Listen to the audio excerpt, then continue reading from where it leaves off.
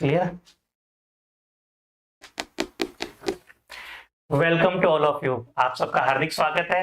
आज अपन डिस्कशन करेंगे कम्युनिटी हेल्थ नर्सिंग के कुछ MCQ session with proper explanation. जैसा कि हम जानते हैं कि दूसरे सब्जेक्ट हमारे लिए जितने इंपॉर्टेंट है, कम्युनिटी का महत्व ही उससे ज्यादा इंपॉर्टेंट है, क्योंकि आजकल जितने भी एग्जाम हुए हैं उसमें से मेजर पोर्शन है वो कम्युनिटी से भी पूछा जाता है। तो अपन आज इस सेशन के अंदर एमसीक्यू पढ़ेंगे, साथ में उनका एक्सप्लेनेशन पढ़ेंगे कि वो सवाल करेक्ट, वही आंसर करेक्ट क्यों है, दूसरे इनकरेक्ट क्यों है, डिटेल एक्सप्लेनेशन भी डिस्कशन करेंगे। तो शुरुआत करते हैं। आज का हमारा पहला सवाल है, पहला क्वेश्चन है CHN का, वो है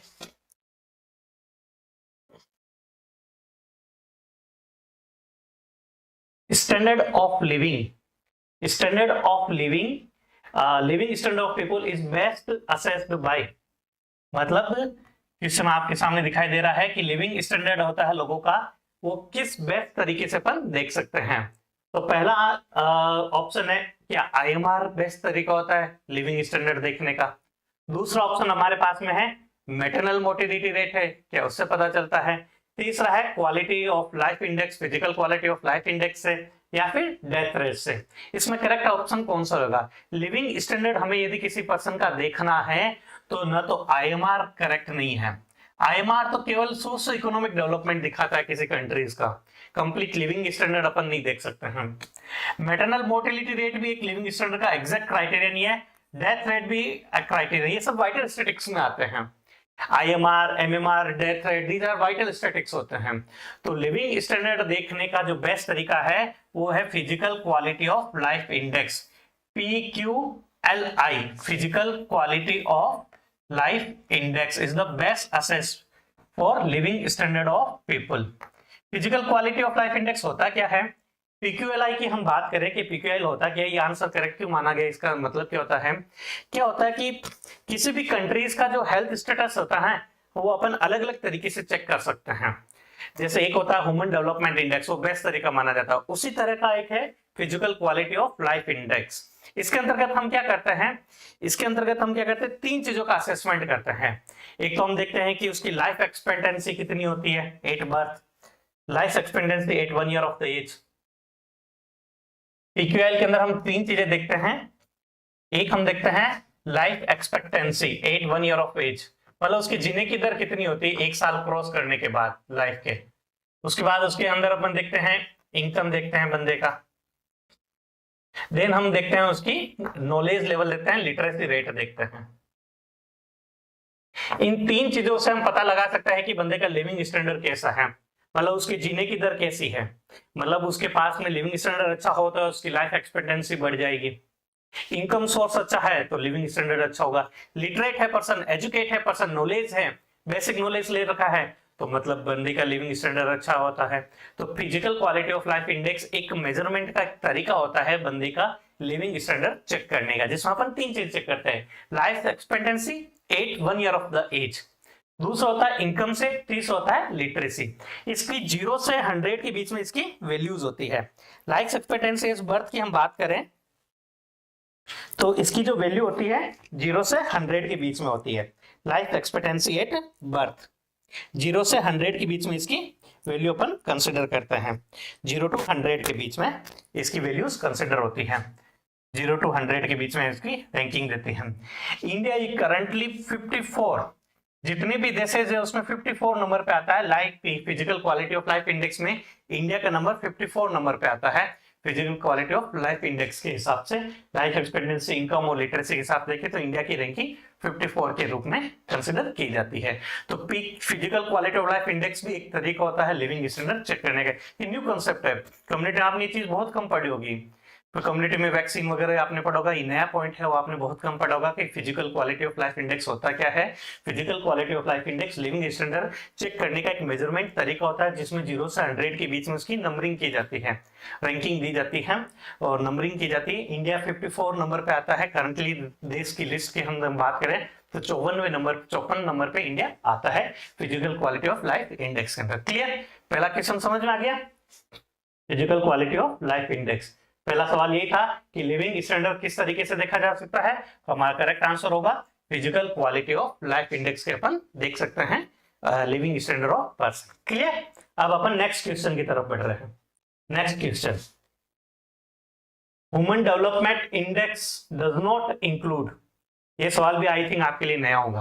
ह्यूमन डेवलपमेंट इंडेक्स है, जिस प्रकार से हमने कहा ना लिविंग स्टैंडर्ड चेक कर सकते हैं, तो living standard physical quality of life index से भी चेक कर सकते हैं, और ओवरऑल कंट्री का ग्रोथ एंड डेवलपमेंट देखना हो तो उसके लिए भी अपन ह्यूमन डेवलपमेंट इंडेक्स देख सकते हैं। तो ह्यूमन डेवलपमेंट इंडेक्स में कौन सी चीज इंक्लूड नहीं है? पहला है मीन ईयर ऑफ स्कूलिंग, या ये इंक्लूड नहीं है। दूसरा है life expectancy age of 1 year, क्या ये इंक्लूडेड नहीं है। तीसरा है रियल जीडीपी पर कैपिटा यानी इनकम, ये इंक्लूड नहीं है। या फिर एडल्ट लिटरेसी रेट, ये इंक्लूडेड नहीं है ह्यूमन डेवलपमेंट इंडेक्स के अंदर। तो ह्यूमन डेवलपमेंट इंडेक्स के अंदर कौन सी चीज इंक्लूड नहीं है? आपका आंसर क्या होगा? सोचिए आंसर को, क्या ए होगा या बी होगा या सी होगा या डी वाला होगा? तो ह्यूमन डेवलपमेंट इंडेक्स आंसर की हम बात करें तो करेक्ट आंसर इज बी, ये चीज इंक्लूड नहीं होगी human development index. Human development index होता क्या है? ह्यूमन डेवलपमेंट इंडेक्स क्या है? ये भी एक क्वालिटी ऑफ लाइफ चेक करने का एक तरीका होता है ह्यूमन डेवलपमेंट इंडेक्स।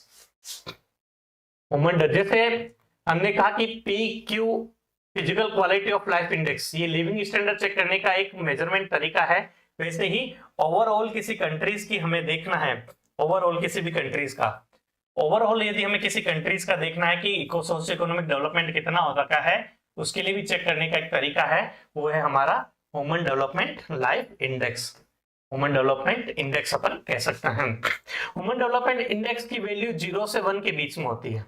इसकी वैल्यू 0 से लेकर 1 के बीच में इसकी वैल्यू अपन कंसिडर करते हैं। ह्यूमन डेवलपमेंट इंडेक्स की 0 से 1 के बीच में इसकी वैल्यूज कंसिडर होती हैं। 0 मतलब वर्स्ट और 1 का मतलब हाईएस्ट। 0 का मतलब वर्स्ट होता है, सबसे खराब रैंकिंग, और 1 का मतलब होता है हाईएस्ट। हाईएस्ट अपन इसकी वैल्यूज होती हैं। इंडिया जो है वो 0.532 नंबर पे आ रहा है, 532 मतलब इंडिया का जो ह्यूमन डेवलपमेंट इंडेक्स है 2021 और 22 के अनुसार वो 0.532 पे आ रहा है। ह्यूमन डेवलपमेंट इंडेक्स इंडिया इस नंबर पे आ रहा है 0.532। तो ओवरऑल रैंकिंग की हम बात करें तो इंडिया 132वें नंबर पे आ रहा है, मतलब 190 से ज्यादा कंट्रीज का ह्यूमन डेवलपमेंट इंडेक्स निकाला गया है यूनियन नेशंस के द्वारा, यूएनडीपी के द्वारा, नेशनल डेवलपमेंट प्रोग्राम के द्वारा निकाला गया ह्यूमन डेवलपमेंट इंडेक्स।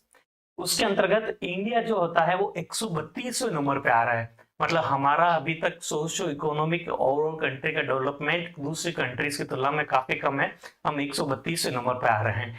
इसमें 0 से 1 तक वैल्यू दी जाती है, 0 मतलब वर्स्ट, 1 का मतलब हाईएस्ट। तो इंडिया अराउंड मिडल पे है, ना तो खराब है ना अच्छा है, मिडल पॉइंट पे इंडिया होता है, वो एस्टेब्लिश किया हुआ है। अब ह्यूमन डेवलपमेंट इंडेक्स में क्या चीजें इंक्लूड होती है? सवाल पूछा है कि कौन सी चीज इंक्लूड नहीं है, तो ये तीनों, बाकी करेक्ट आंसर है बी, ये चीज इंक्लूड नहीं है, तो मतलब तीनों चीजें इंक्लूड है। तो जैसे हमने कहा physical quality of life index में हम क्या करते हैं, उसमें भी 3 चीजें देखते हैं। ह्यूमन डेवलपमेंट इंडेक्स में भी हम 3 चीजें देखेंगे। तो ह्यूमन डेवलपमेंट इंडेक्स के अंदर कौन कौन सी चीजें इंक्लूडेड है, ह्यूमन डेवलपमेंट इंडेक्स में कौन कौन सी चीजें इंक्लूडेड है ह्यूमन डेवलपमेंट इंडेक्स में? तो ह्यूमन डेवलपमेंट इंडेक्स के अंदर भी 3 चीजें इंक्लूडेड है। पहली चीज है इंक्लूडेड ह्यूमन डेवलपमेंट इंडेक्स में, वो है हमारी एक तो इनकम, पर कैपिटा इनकम कितनी है वो चीजें देखी जाती है। दूसरा देखा जाता है लिटरेसी रेट, मीन स्कूलिंग और literacy rate, education knowledge level देखा जाता है, मतलब एक तो लॉन्गेविटी देखी जाती है, इनकम देखा जाता है, लिटरेसी रेट। लिटरेसी रेट का मतलब होता है नॉलेज लेवल कितना है, नॉलेज एडल्ट लिटरेसी रेट है, स्कूलिंग ईयर कितनी कर रखी है उसके हिसाब से। और तीसरा में देखा जाता है हमारे life expectancy eight birth, life expectancy at birth देखी जाती है, ना कि 1 ईयर ऑफ एज पे, मतलब बर्थ से लेकर बंदा कितने साल तक जीवित रहता है। इन तीनों चीजों को मिलाकर अपन HDI बनते हैं। जबकि physical quality of life index में इनकम, लाइफ एक्सपेक्टेंसी वो उसमें भी आती है, पर उसमें life expectancy 1 year of age पे देखा जाता है, जबकि DI के अंदर लाइफ एक्सपेक्टेंसी एट बर्थ पे देखी जाती है। और सवाल पूछा है इसमें करेक्ट आंसर ए क्यों माना गया है, क्योंकि इसमें life expectancy at 1 year of age पे दे रखा है, जबकि होना चाहिए लाइफ एक्सपेक्टेंसी एट बर्थ। यदि यहाँ पे एट बर्थ होता तो 4 ऑप्शन करेक्ट होता है, पर सवाल पूछा है कि ह्यूमन डेवलपमेंट इंक्लूड कौन सा पॉइंट इंक्लूड नहीं है, तो करेक्ट ऑप्शन होगा हमारा B. B is the correct option. Life expectancy at 1 year of age नहीं इंक्लूड होगा। बाकी मेन स्कूलिंग लिटरेसी रेट में आएगा, एडल्ट लिटरेसी रेट लिटरेसी में आ जाएगा, real GDP per capita income के अंदर इंक्लूड हो जाएगा। बस करेक्ट आंसर बी है, बी इसका पॉइंट नहीं है। बी है हमारे physical quality of life index का पॉइंट है। क्लियर? तो अभी तक हमने 2 सवाल देखो पढ़ लिए। एक तो हमें पता चल गया कि ह्यूमन डेवलपमेंट इंडेक्स क्या होता है, किसी भी कंट्रीज का ओवरऑल सोशो इकोनॉमिक ग्रोथ देखने के लिए अपन ह्यूमन डेवलपमेंट इंडेक्स। और पहले सवाल में हमने पढ़ा physical quality of life index, living standard of people किसी का देखना है या किसी कंट्रीज का देखना है तो हम physical quality of life index use कर सकते हैं। क्लियर? नेक्स्ट सवाल की तरफ अपन बढ़ते हैं। नेक्स्ट क्वेश्चन,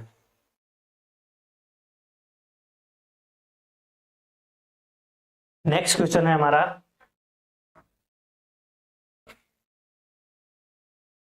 हेल्थ इंडिकेटर्स जो होते हैं, हेल्थ के जो इंडिकेटर्स है, चाहे मोर्बिडिटी मोर्टेलिटी, ये चीजें क्यों देखी जाती है? हेल्थ के indicators are used for, health के इंडिकेटर्स का यूज क्या है? क्या ये किसी कम्युनिटी की हेल्थ स्टेटस देखने के लिए यूज करते हैं, या हेल्थ नीड की रिक्वायरमेंट कितनी है उसके लिए यूज करते हैं, या इन्फेक्शन रेट को देखने के लिए यूज करते हैं, या फिर हम यूज करते हैं बेसिक नीड पूरी करने के लिए? Health indicators are used for, health indicators किस लिए यूज करते हैं अपन? Health indicators,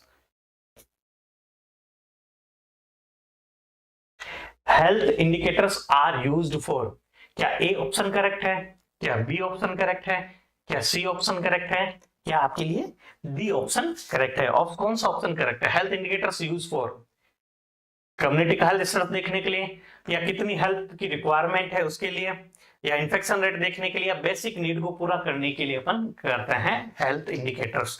health indicators morbidity mortality, these are health indicators होते हैं जिसमें प्रिविलेंस इंसिडेंस वाइटल स्टैटिस्टिक्स सब इंक्लूड होते हैं। तो हेल्थ इंडिकेटर्स किस लिए यूज करते हैं? तो करेक्ट ऑप्शन क्या होगा? हेल्थ स्टेटस ऑफ कम्युनिटी, कि कम्युनिटी का हेल्थ लेवल कितना है किसी भी कम्युनिटी का। जैसे आप किसी पर्टिकुलर एरिया में रह रहे हैं, वहां पे 50,000 गांव 50,000 लोग रहते हैं, तो हेल्थ इंडिकेटर्स वहां के लोगों का हेल्थ स्टेटस कैसा है उसका पता लगाने के लिए कहते हैं। यदि वहां पे मोर्टेलिटी रेट ज्यादा है या मोर्बिडिटी रेट ज्यादा है मतलब हेल्थ स्टेटस डाउन है, और वहां पे मतलब मोर्टेलिटी रेट कम है मतलब वहां का हेल्थ स्टेटस अच्छा होता है। तो health indicators are used for assessing health status of community, किसी भी कम्युनिटी का हेल्थ स्टेटस देखने के लिए अपन हेल्थ इंडिकेटर्स यूज करते हैं। हेल्थ नीड की रिक्वायरमेंट कितनी है एग्जैक्ट अपन हेल्थ इंडिकेटर से नहीं निकाल सकते हैं। इन्फेक्शन रेट देखना ये भी इसके अंदर इंक्लूडेड नहीं होता है। बेसिक नीड को पूरा करने के लिए भी हेल्थ इंडिकेटर्स यूज नहीं करते हैं। हेल्थ इंडिकेटर्स का बेसिक मेजर एम जो है किसी भी कम्युनिटी का हेल्थ स्टेटस कितना है उसको चेक करने के लिए अपन हेल्थ इंडिकेटर्स होते हैं वो यूज करते हैं। तो correct option is a, A is the correct option. Clear? Next question की तरफ में बढ़ते हैं। क्लियर हो गया? समझ आ गया आपको? नेक्स्ट क्वेश्चन, थोड़ा इसको जूम आउट कर लेते हैं ताकि आपको अच्छे से दिखाई दे। आपको दिखाई दे रहा होगा सवाल। सवाल है हमारा कि tip of iceberg phenomena, tip of iceberg phenomena जो एक टॉपिक है उसके अंदर जो आता है submerged portion,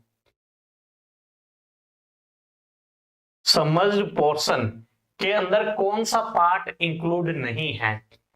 tip of iceberg phenomena एक फिनोमिना है, डिजीज एक्सप्लेनेशन थ्योरी है। डिजीज डेवलपमेंट कैसा होता है, डिजीज एक्सप्लेनेशन थ्योरी क्या होती है, अलग अलग लोगों ने अलग अलग थ्योरी दी थी। जर्म थ्योरी दी थी, epidemiological try, multifactorial try theory, disease कोजेशन theory. तो वैसे एक थ्योरी है टिप ऑफ आइसबर्ग फिनोमिना। उसके अंदर सबमर्ज्ड जो पोर्शन होता है उसके अंदर कौन सी चीज इंक्लूड नहीं है? क्या लेटेंट पीरियड इंक्लूड नहीं है, क्या कैरियर्स इंक्लूड नहीं है, क्या अनडायग्नोस्ड केस इंक्लूड नहीं है, या हेल्दी पॉपुलेशन इसके अंदर इंक्लूडेड नहीं है? टिप ऑफ आइसबर्ग फिनोमिना के सबमर्ज्ड पोर्शन के अंदर कौन सी चीज इंक्लूडेड नहीं होती है? करेक्ट ऑप्शन क्या होगा?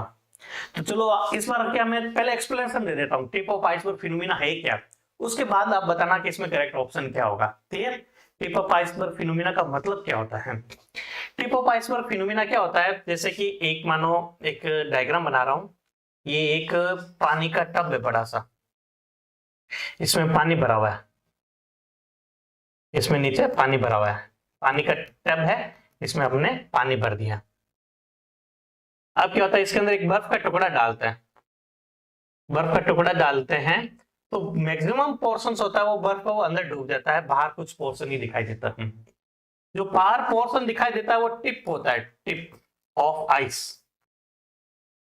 जो डूबा हुआ पोर्शन है वो सबमर्ज्ड पोर्शन होता है, सबमर्ज अंदर डूबा हुआ। डिजीज डेवलपमेंट की थ्योरी है कि टिप ऑफ आइसबर्ग फिनोमिना, एक थ्योरी का नाम है टिप ऑफ आइसबर्ग फिनोमिना, घटना। फिनोमिना का मतलब होता है टिप ऑफ आइसबर्ग, घटना। इसके अंदर देखो आपको दिखाई दे रहा है, एक होता है टिप पोर्शन और एक डूबा हुआ पोर्शन, और एक ये होता है अपने बॉर्डर लाइन पोर्शन, जो पानी के ना तो अंदर है ना बाहर है, बॉर्डर पे है, border line, border line portion. तो तीन चीजें आपको दिखाई देती है। जो चीज हमें दिखाई दे रही है मतलब वो होता है डायग्नोस्ड केसेस, जिसके बारे में हमें पता है, क्लिनिकल केस। तो टिप के अंदर आएगा हमारे क्लिनिकल केस या डॉक्टर के द्वारा डायग्नोस्ड केस आएंगे, डायग्नोस के जिनके बारे में ऑलरेडी पता है, इसलिए हमें दिखाई, जो पानी बाहर दिखाई दे रहा है मतलब जिनका बारे में हमें पता चल चुका है, वो डायग्नोस केस होते हैं। कुछ केसेस होते हैं, कुछ होते हैं जो छुपे हुए रहते हैं और कुछ समय बाद में दिखाई देते हैं, उन सभी को हम कहते हैं सब क्लिनिकल केसेस, सब क्लिनिकल। समटाइम उनको हम कह सकते हैं अनडायग्नोस्ड केसेस भी कह सकते हैं, क्योंकि अभी तक उसका डायग्नोसिस हुआ नहीं है। समटाइम्स हम कह सकते हैं कैरियर, मतलब डिजीज तो कैरी करते हैं पर डिजीज उनके अंदर डेवलप हुई नहीं है, वो पवे हैं। कैरियर का मतलब वो होता है जिनमें डिजीज छुपी हुई रहती है पर वो डिजीज को अपने साथ लेके घूमते रहते हैं, कैरियर्स कहलाते हैं। जैसे हेपेटाइटिस बी होते हैं, उसमें पता ही नहीं चलता बंदों को, कई सालों बाद में जब पता चलता है। HIV होता है, शुरुआत में पता ही नहीं चलता कि बंदों को HIV है, पर घूमते रहते हैं HIV पर्सन्स। बाद में जब इम्यूनिटी लेवल कम होती है या अदर इन्फेक्शन होता है तब पता चलता है कि उसको HIV भी है बंदे को। तो कुछ होते हैं सब diagnose clinical cases, undiagnose cases, carriers, या फिर हम कह सकते हैं लेटेंट पीरियड, मतलब इंक्यूबेशन पीरियड अभी तक आए ही नहीं, छुपे हुए रहते हैं, लेटेंट पीरियड के अंदर रहते हैं। ये सब आपके सबमर्ज्ड पोर्शन के अंदर इंक्लूड होते हैं। अब आप आंसर दे दीजिए कि टिप ऑफ आइसबर्ग फिनोमिना के अंदर सबमर्ज्ड पोर्शन में कौन सी चीज इंक्लूड नहीं होगी। तो लेटेंट पीरियड इंक्लूड होंगे, ये तो सबमर्ज्ड पोर्शन में इंक्लूड होगा, मतलब ये ऑप्शन करेक्ट नहीं है क्योंकि पूछा है कि कौन सी चीज इंक्लूड नहीं है। कैरियर्स ये भी इंक्लूड है, हमने पढ़ा कैरियर्स ये भी इंक्लूड है। अनडायग्नोस्ड केस ये भी इंक्लूड है। कौन सी चीज इंक्लूड नहीं है? हेल्दी पॉपुलेशन, हेल्दी पॉपुलेशंस वो है सबमर्ज्ड पोर्शन में इंक्लूडेड नहीं होता है। तो correct answer is D. Latent period include है, कैरियर्स इंक्लूड है, अनडायग्नोस्ड केस इंक्लूड है।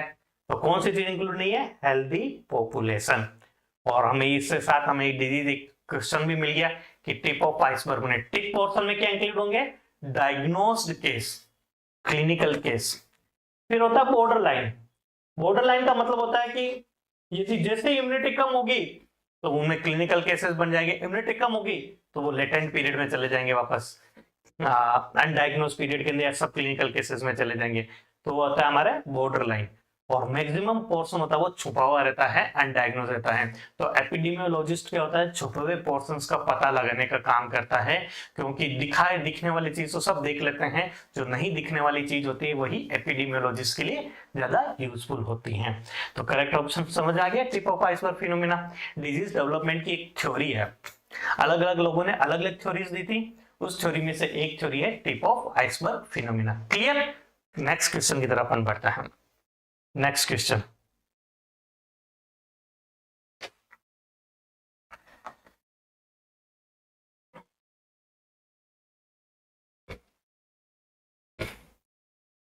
क्वेश्चन आपको स्क्रीन पे दिखाई दे रहा है कि एक बच्चा है, उसने अपना हैंड लॉस कर दिया।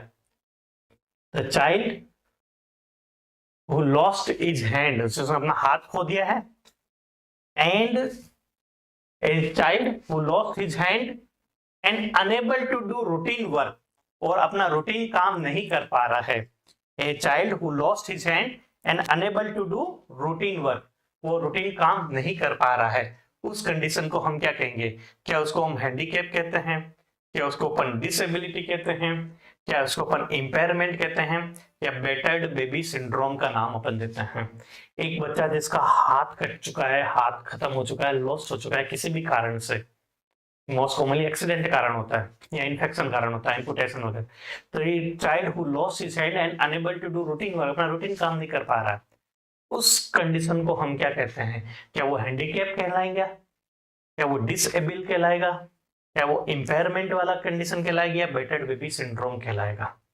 अब जैसे लगता है मोस्ट कॉमनली आप सोच रहे होंगे कि हैंडीकैप आंसर होगा, पर हैंडीकैप आंसर नहीं है इसका, हैंडीकैप आंसर नहीं है। तो अब बताइए आंसर क्या होगा? हैंडीकैप तो चलो हट गया, क्या डिसेबिलिटी, इम्पेयरमेंट या battered baby syndrome? Battered baby syndrome भी आंसर नहीं होगा इसका।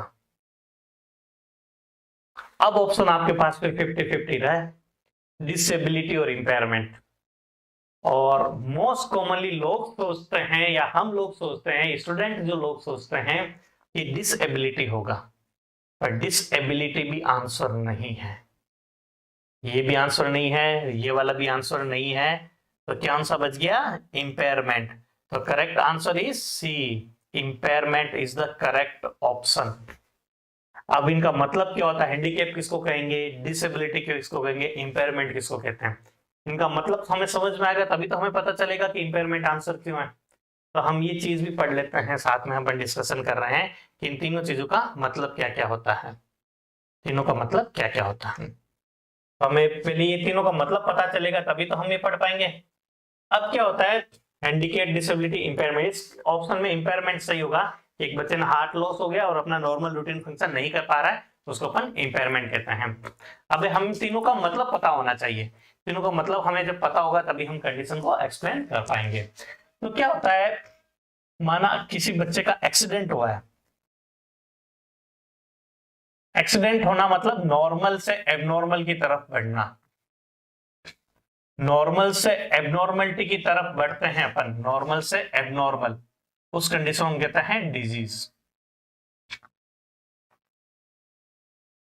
डिजीज कहलाता है, नॉर्मल से एबनॉर्मल होना डिजीज कहलाएगा। तो एक्सीडेंट होना, एक्सीडेंट कोई नॉर्मल नहीं होता, एबनॉर्मल कंडीशन है, तो डेट इज डिजीज। ठीक है, क्लियर? अब एक्सीडेंट के कारण उसने अपना हाथ या पैर खो दिया है, हैंड, लेग्स, या कोई अदर एनाटॉमिकल फिजियोलॉजिकल चेंजेस आ रखे हैं, उस कंडीशन को हम कहते हैं डिसेबिलिटी। Disability, clear? नॉर्मल से एबनॉर्मल होना डिजीज पोर्शन में इंक्लूड हो गया, तो एक्सीडेंट एबनॉर्मल है तो डेट इज एक्सीडेंट होना डिजीज कहला गया। अब उस एक्सीडेंट के कारण उसने अपनी नॉर्मल एनाटॉमी, फिजियोलॉजी या साइकोलॉजिकल इफेक्ट पड़ा उस पर, नॉर्मल से एबनॉर्मल एनाटॉमिकल चेंजेस आया हो, फिजियोलॉजिकल चेंजेस आया हो, या साइकोसोशल इफेक्ट आया हो, उस कंडीशन को हमने क्या कहा? डिसेबिलिटी। तो एक्सीडेंट के कारण एनाटॉमिकल चेंजेस आ गया, हाथ लॉस हो गया, तो उसको हमने डिसेबिलिटी कह दिया। अब हैंड लॉस के कारण वो अपना रूटीन काम नहीं कर पा रहा हो, जैसे पानी पी नहीं पा रहा हो, कपड़े चेंज नहीं कर पा रहा हो, रूटीन डेली रूटीन काम, एक्टिविटी ऑफ डेली लिविंग नहीं कर पा रहा हो, तो एक्सीडेंट के कारण हैंड लॉस हो गया, और हैंड लॉस के कारण वो अपना डेली रूटीन काम नहीं कर पा रहा हो, और डेली रूटीन काम नहीं कर पाने के कारण उस बंदे को अपन कहेंगे बंदा इम्पेयरमेंट कहलाता है, इसको अपन इम्पेयरमेंट कहते हैं। और डेली रूटीन काम नहीं करने के कारण क्या होता है? बंदे को सोसाइटी से अलग कर दिया गया हो, वो अर्निंग नहीं कर पा रहा हो, कमा नहीं पा रहा हो, अर्न नहीं कर पा रहा हो, हाथ पैर चले गए तो घर पे बैठ गया, वो काम करना छोड़ दिया, सोसाइटी वालों ने अलग कर दिया, उस कंडीशन को अपन कहते हैं हैंडीकैप, उस वर्ड को हम क्या कहते हैं, हैंडीकैप्ड कहते हैं। समझ आगे, 4 वर्ड। डिजीज का मतलब पता चल गया, नॉर्मल से एबनॉर्मल होना डिजीज कहलाता है। क्लियर। दूसरा हो गया डिसेबिलिटी। डिसेबिलिटी का मतलब होता है कि बंदा जो है वो अपने नॉर्मल एनाटॉमी बॉडी की फिजियोलॉजी में चेंजेस आना। तो नॉर्मल एनाटॉमी फिजियोलॉजी में जो चेंजेस आता है उसको अपन डिसेबिलिटी कहते हैं। और डिसेबिलिटी के कारण बंदा अपना नॉर्मल फंक्शन नहीं कर पा रहा हो उसको अपन क्या कहते हैं, इम्पेयरमेंट कहते हैं। और नॉर्मल फंक्शन नहीं करने के कारण उसको सोसाइटी से अलग कर दिया गया हो उसको अपन हैंडीकैप का नाम देते हैं। क्लियर, क्लियर हो गया आंसर। इसको अपन हैंडीकैप का नाम देते हैं। ये समझ आ गया। तो इस क्वेश्चन का आंसर क्या होगा, जैसे अपन क्वेश्चन पढ़ रहे हैं इसका आंसर क्या होगा कि एक बच्चा जिसने अपना हैंड लॉस कर दिया हो, ठीक है, एक बच्चा जिसने अपना हैंड लॉस कर दिया हो और अपना रूटीन काम नहीं कर पा रहा हो, उस कंडीशन को हम क्या कहते हैं, उस कंडीशन को हम क्या कहेंगे, उस कंडीशन को अपन इम्पेयरमेंट का नाम देते हैं। क्लियर, इम्पेयरमेंट का अपन नाम देते हैं। मुझे लग रहा है थोड़ा सा कुछ चेंजेस करना पड़ेगा, मैं थोड़ा सा शायद इस क्वेश्चन को वापस देखते हैं अपन, इस क्वेश्चन को अपन वापस देखते हैं। एक बार इरेज करता हूं मैं और उसको थोड़ा वापस देखते हैं, क्योंकि इसमें मुझे लग रहा है इसमें कुछ चेंजेस है। इसको अपन कुछ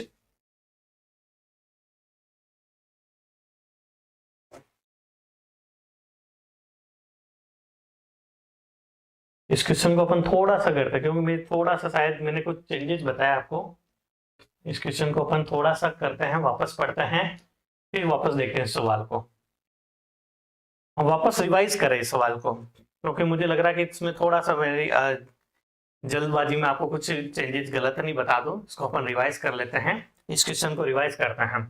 देखो 4 वर्ड है हमारे पास में, एक है हमारे पास में डिजीज, एक होता है इम्पेयरमेंट,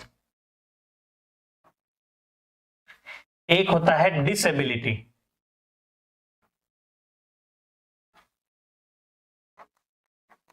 और एक होता है हैंडीकैप। ये 4 वर्ड अपने पास। थोड़ा सा मैंने अपन मिस कंफ्यूज हो गए थे, हम रिवाइज कर लेते हैं। हाँ, समटाइम्स क्या होता है जब हम पढ़ाते हैं तो मिस कंफ्यूजन हो जाता है, पर अच्छा हुआ हमें टाइमली याद आ गया। इसमें थोड़ा सा करेक्शन है, वापस पढ़ते हैं इन 4 वर्ड्स को, रिफाइन करते हैं अपनी नॉलेज को। क्लियर, गलत पढ़ने से क्लियर पढ़ना, सही पढ़ना, गलती को सुधार करना ज्यादा बेटर होता है। 4 वर्ड है अपने पास में। डिजीज का मतलब क्या होता है, डिजीज का मतलब होता है नॉर्मल से एबनॉर्मल होना, ये हमारा डिजीज कहलाता है। नॉर्मल से एबनॉर्मल होना डिजीज कहलाता है। ठीक है, क्लियर। इंपेयरमेंट का मतलब होता है कि नॉर्मल एनाटॉमी फिजियोलॉजी में चेंजेस आना, एनाटॉमी या फिजियोलॉजी या साइकोलॉजी सोशियो के अंदर चेंजेस आना। और इस एनाटॉमी फिजियोलॉजिक चेंजेस के कारण बंदा रूटीन काम नहीं कर पा रहा, उसको डिसेबिलिटी कहते हैं। रूटीन वर्क नहीं कर पा रहा हूं उसको अपन डिसेबिलिटी।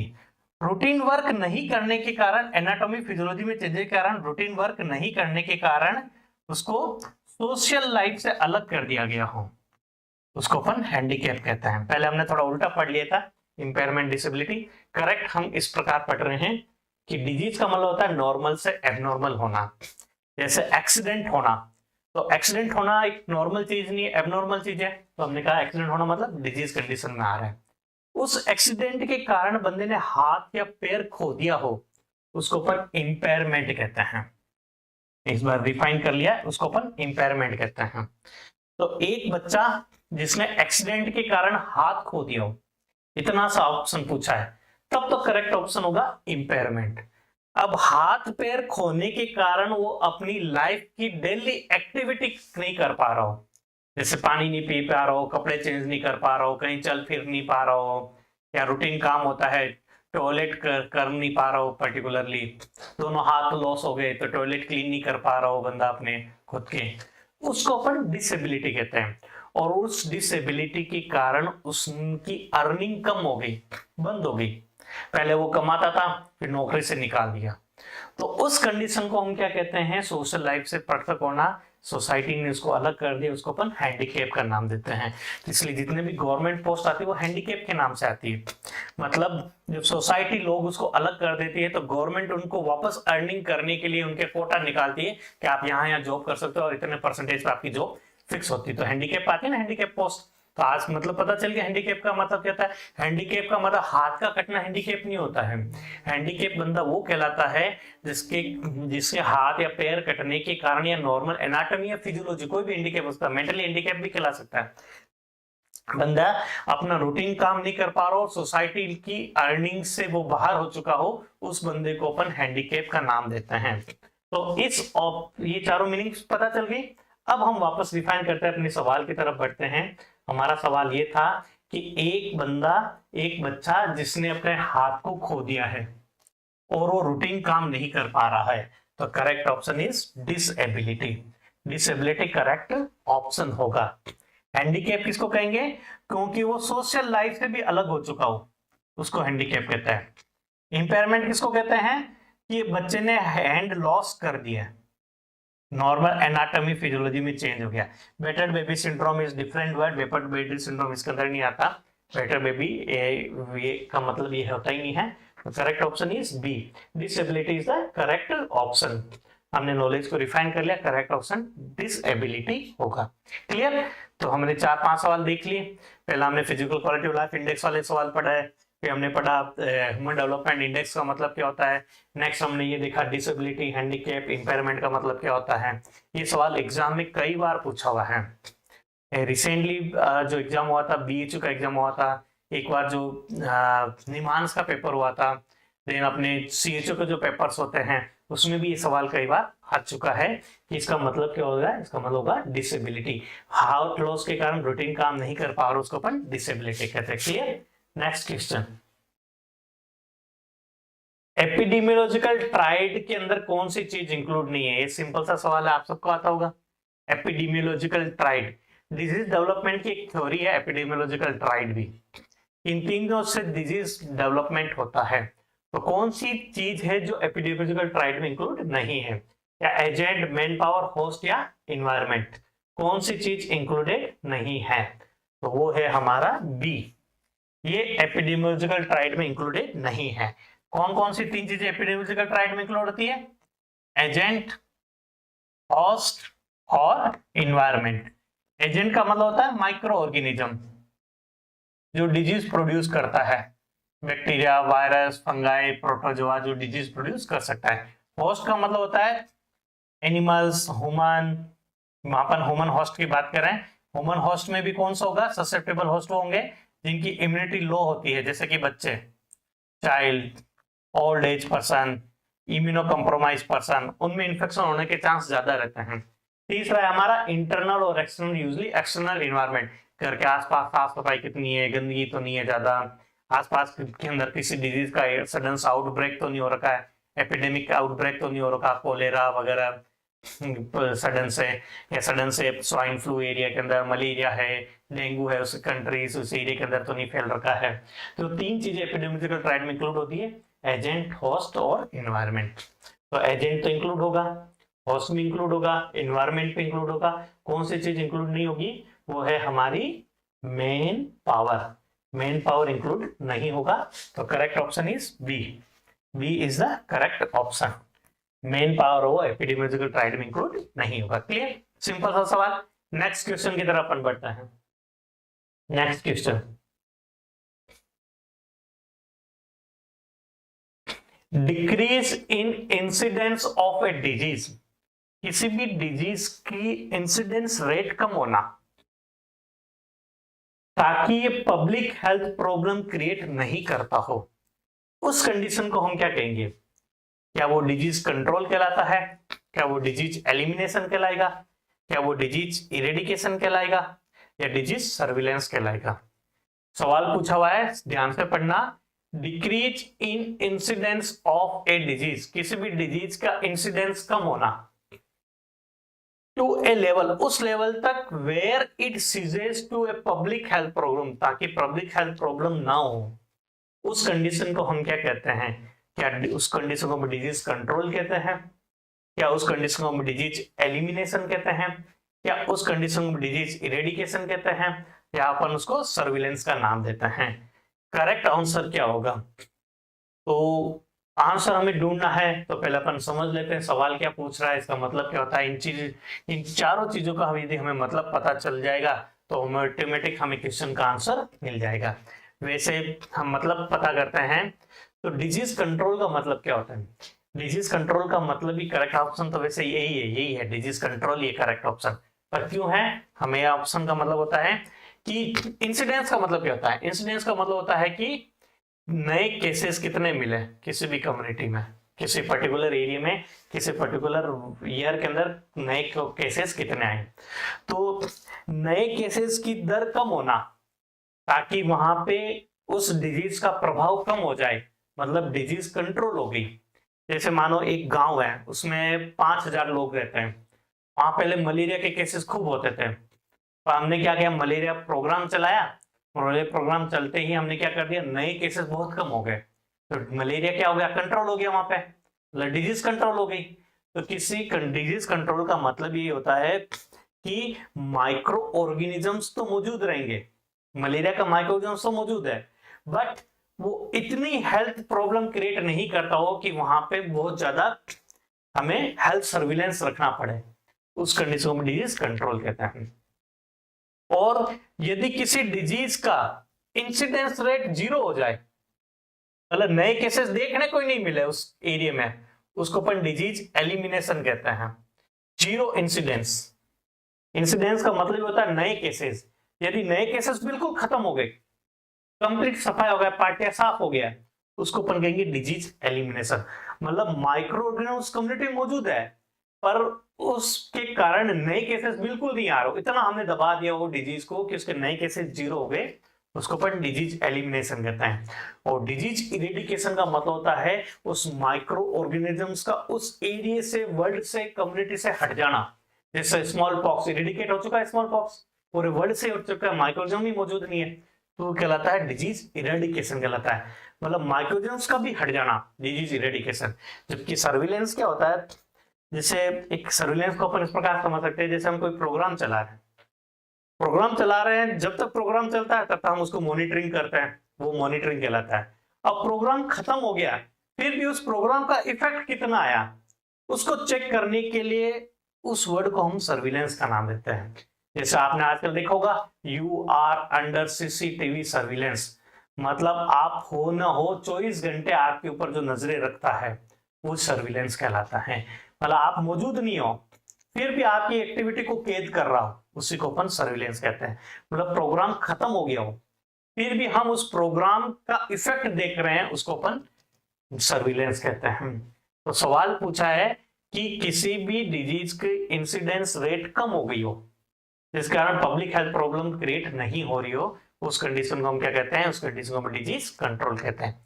डिजीज एलिमिनेशन का मतलब पता चल गया, 0 इंसिडेंट, नए केसेस मिल ही नहीं रहे हो, और उस डिजीज का कंप्लीटली हटना डिजीज इरेडिकेशन कहलाता है। और लास्ट वर्ड है हमारा disease surveillance. Correct option is a, is the correct option. Clear, समझ में आ गया? नेक्स्ट क्वेश्चन की तरफ।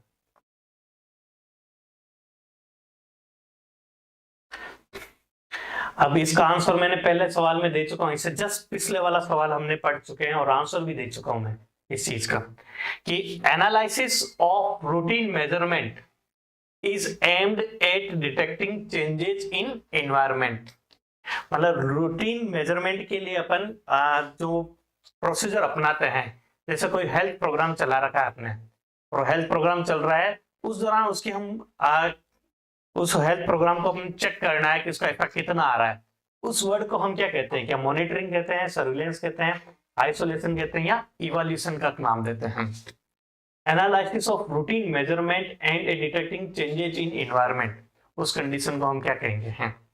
या मॉनिटरिंग, सर्विलेंस, आइसोलेशन या इवैल्यूएशन? करेक्ट ऑप्शन क्या होगा? करेक्ट ऑप्शन होगा हमारा मॉनिटरिंग, मॉनिटरिंग कहलाएगा हमारा। Correct option is a. कोई भी प्रोग्राम जब चलाते हैं तब तक उसको जब अपन इवेल्यूट करते हैं उस वर्ड को मॉनिटरिंग कहते हैं। प्रोग्राम खत्म हो गया फिर भी हम उसके ऊपर जांच पड़ताल करते हैं, सर्विलेंस कहलाता है। आइसोलेशन डिफरेंट वर्ड है, इसमें फिट नहीं बैठता है। इवैल्यूएशन, इवैल्यूएशन मतलब प्रोग्राम को कभी भी चेक करना, इवेल्यूट करना, जांचना, परखना कहलाता है। ये एग्जैक्टली इस सिचुएशन में ये वर्ड नहीं बैठता है, तो correct option is a. Routine measurement है, प्रोग्राम चल रहा है रूटीनली हमने उसको प्रोग्राम को बीच में जाके चेक कर लिया, मॉनिटरिंग कहला लिया। क्या आपने बीच बीच में जाके मॉनिटरिंग कर रहे हैं, जैसे घर बन रहा और आपने घर बन रहा और अपन बीच बीच में जाके चेक करते रहे, कॉन्ट्रैक्ट पे दे रखा है ठेका हमने, और बीच बीच में जाके देख रहे कैसे काम कर रहा है कि नहीं कर रहा, तो रूटीन काम हो रहा है, उसको अपन मॉनिटरिंग कहते हैं। घर बनने के बाद भी हम उस काम को देखते हैं उसने कैसा बनाया, इसका इफेक्ट कितना आया, उसको सर्विलेंस कहते हैं। आइसोलेशन और इवैल्यूएशन इसके लिए फिट नहीं होगा, इसमें correct option is a. A is the correct option, monitoring is the correct option. Clear? Next question की तरफ बढ़ते हैं।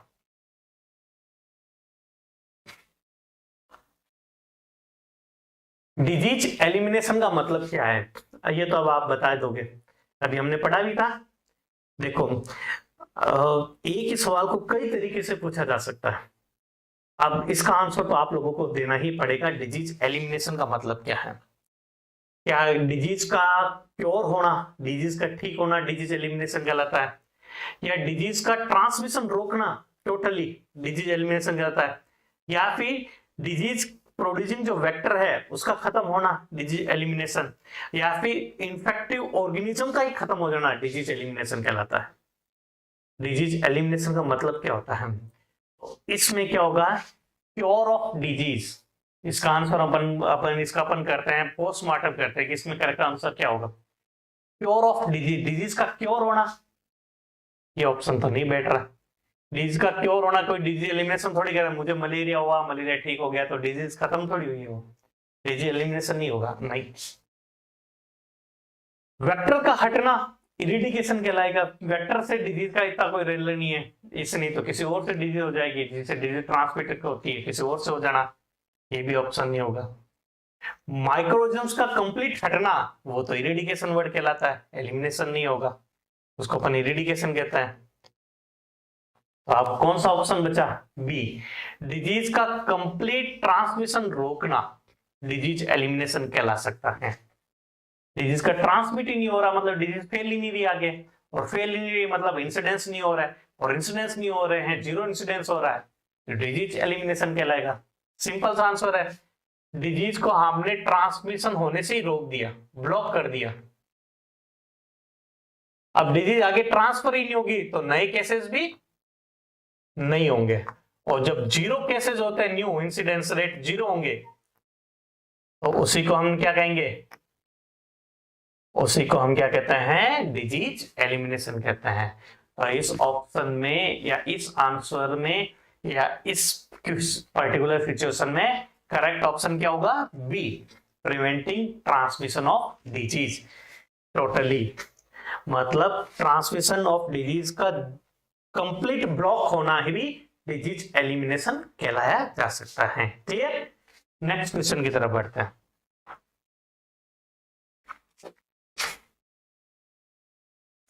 कौन सा मेडिसिन सिस्टम वर्ल्ड की बेस्ट ऑर्गेनाइज्ड मेडिसिन सिस्टम के रूप में कंसिडर की गई थी पहली? ये कौन सा मेडिसिन सिस्टम है जो कि फर्स्ट ऑर्गेनाइज नॉलेज के रूप में प्रेजेंट की गई थी लोगों के सामने? क्या Indian medicine system, Chinese medicine system, Egyptian medicine system, या मेसोपोटामियन मेडिसिन सिस्टम? कौन सा मेडिसिन सिस्टम है वो फर्स्ट ऑर्गेनाइज रूप में प्रेजेंट थी? या इंडियन, चाइनीज, इजिप्टियन या मेसोपोटामियन? करेक्ट ऑप्शन इज क्या? हम तो लोग कहेंगे कि हमारी इंडिया है इज बेस्ट, पर करेक्ट ऑप्शन इंडियन नहीं है, करेक्ट ऑप्शन है चाइनीज। चाइनीज मेडिसिन सिस्टम है, उसको फर्स्ट ऑर्गेनाइज्ड मेडिसिन सिस्टम के रूप में प्रेजेंट किया गया था। Correct option is B. Indian medicine system भी बेस्ट है, पर वो ऑर्गेनाइज रूप में प्रेजेंट नहीं कर सके वर्ल्ड के सामने, और जो वर्ल्ड के सामने प्रेजेंटेशन होता है वही बेस्ट मानी जाती है। उसको अपन चाइनीज लोगों ने एक ऑर्गेनाइज पैटर्न के रूप में मेडिसिन सिस्टम को क्लेम किया, प्रेजेंट किया, इसलिए चाइनीज मेडिसिन सिस्टम को फर्स्ट ऑर्गेनाइज मेडिसिन सिस्टम के रूप में कंसिडर कर सकते हैं। Correct option is B, B is the correct option. ये भी एक न्यू सवाल है आप लोगों के लिए कि इस टाइप के सवाल भी आते हैं एग्जाम में, इस टाइप से भी पूछे जा सकते हैं एग्जाम के अंदर सवाल।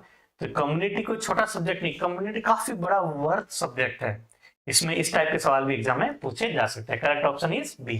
सिंपल सा सवाल था, ज्यादा एक्सप्लेनेशन की जरूरत नहीं है इसके अंदर। तो नेक्स्ट क्वेश्चन की तरफ अपन बढ़ते हैं।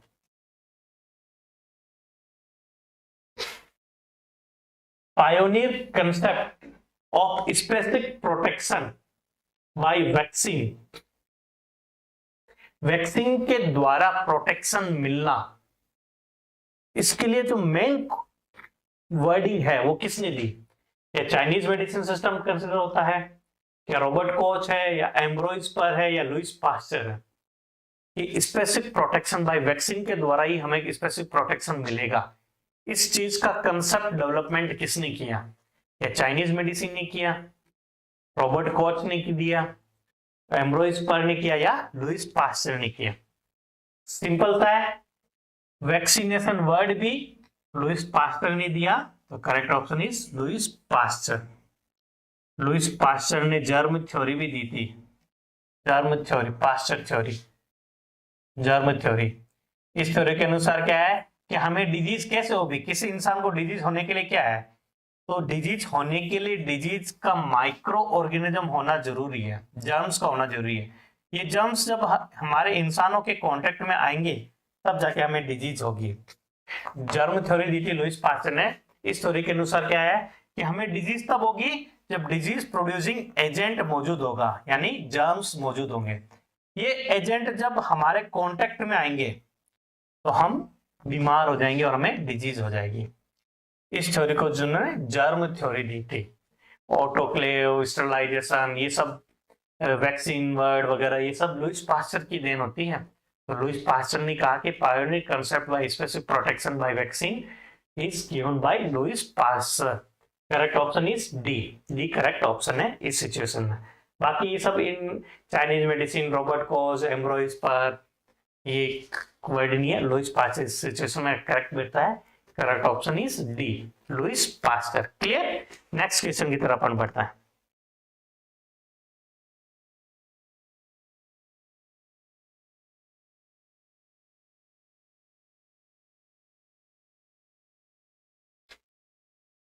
अब इसका आंसर दे रहा हूं, मोस्टली 99% लोग इसका आंसर गलत ही देंगे, मैं पहले ही बता रहा हूं। Secret of national health, secret of national health lies in hand of people. Hand या होम दोनों वर्ड सही है, पर हैंड वर्ड एक्यूरेट रहेगा। इन हैंड ऑफ पीपल, ये स्टेटमेंट किसके द्वारा किया गया कि किसी भी राष्ट्र की हेल्थ वहां के लोगों के हाथों में होती है, किसी भी राष्ट्र का स्वास्थ्य वहां के लोगों के हाथों में होता है। ये स्टेटमेंट किसने दिया? क्या इंदिरा गांधी ने दिया, अब्राहम लिंकन ने दिया स्टेटमेंट, जोसेफ बोर ने दिया स्टेटमेंट, या फ्लोरेंस नाइटिंगेल ने ये स्टेटमेंट दिया था? ये स्टेटमेंट किसने दिया? मोस्ट कॉमनली आप कहोगे इंदिरा गांधी या जोसेफ बोर। इंदिरा गांधी भी करेक्ट आंसर नहीं है, जोसेफ बोर भी करेक्ट आंसर नहीं है। अब आपके माइंड में आ रहा अब्राहम लिंकन या फ्लोरेंस नाइटिंगेल। लोग कहेंगे कि अब्राहम लिंकन, ये भी करेक्ट आंसर नहीं है। करेक्ट आंसर है हमारा फ्लोरेंस नाइटिंगेल। फ्लोरेंस नाइटिंगेल ने एक एनवायरमेंटल थ्योरी भी दी थी, और फ्लोरेंस नाइटिंगेल ने कहा था कि किसी भी कंट्री की हेल्थ वहां के लोगों के हाथ में होते हैं, एनवायरमेंट थ्योरी। फ्लोरेंस नाइटिंगेल की हम बात करें, जब क्रीमिया का युद्ध चल रहा था तो वहां के जो क्रीमिया का जो प्रशासन था, एडमिनिस्ट्रेटिव था, उन्होंने फ्लोरेंस नाइटिंगेल उसकी टीम को इनवाइट किया कि वहां के लोग इंजर्ड हो गए, सैनिक इंजर्ड हो गए, उनकी केयर करने के लिए, उनका इलाज करने के लिए, उनकी हेल्प करने के लिए फ्लोरेंस नाइटिंगेल उसकी टीम को इन्वाइट किया गया था। और उनको एक होटल की बिल्डिंग दे दी थी, और चूंकि होटल की बिल्डिंग थी तो काफी गंदी थी, साफ सफाई नहीं थी, तो वो और उनकी टीम दिन में तो होटल की साफ सफाई करते थे, और चूंकि नाइट में युद्ध का टाइम था तो लाइट वैसे ही काट देते थे, उस दुश्मन सैनिकों को पता ना लगे, इसलिए वो लैंप लेके सड़कों पर रोज निकलती थी अपने इंजर्ड सैनिकों की केयर करने के लिए, देखभाल करने के लिए, मेडिसिन देने के लिए। तो इसका ये रूटीन होता था, दिन में साफ सफाई, रात को लैंप लेके। जब सड़कों पे लैंप लेके रोज निकलती थी तो लोग कहने ये देखो लेडी विथ लैंप जा रही है, तो फ्लोरेंस नाइटिंगेल को लेडी विथ लैंप का भी एक सरनेम दे दिया गया था। तो फ्लोरेंस नाइटिंगेल ने ये कहा था कि हम यदि आसपास के इन्वायरमेंट को साफ रखेंगे तो ऑटोमेटिकली हमारी हेल्थ भी साफ होगी, सही होगी, और जब लोगों की हेल्थ सही होगी तो नेशनल हेल्थ भी सही होगी। तो correct option is D, Florence Nightingale ने स्टेटमेंट दिया था। क्लियर? नेक्स्ट क्वेश्चन की तरफ बढ़ते हैं, सिंपल सा सवाल था। Next question,